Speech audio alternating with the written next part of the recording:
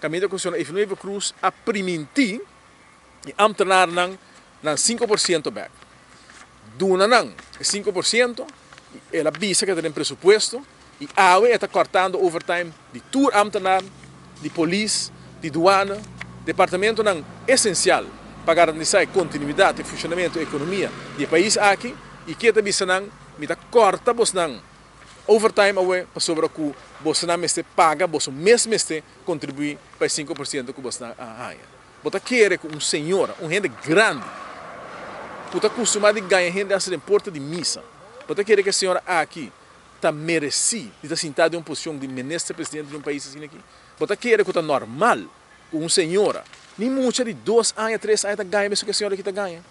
E nós aceitar que a senhora que está sentada no lugar de ter crash caminho, está sentada em oficina de governação do país aqui, ganhando, não somente estudando de mais débil, humilde da comunidade aqui, está ganha os parlamentares, está ganha ministros de outro país, está ganha governo de reino, a senhora aqui está grote bandido, se você mira seu acto e você mira o que está fazendo.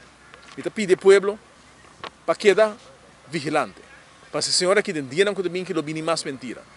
Mas tem que a senhora que está bisa, que o dinheiro está carta no não, puxa de esquina. E Nova Cruz te puxa de esquina no momento aqui. Para sobre que tu rende a começar a realizar com esta ganha não. Tu rende a começar a realizar que a senhora aqui que bisabo, bom não quer.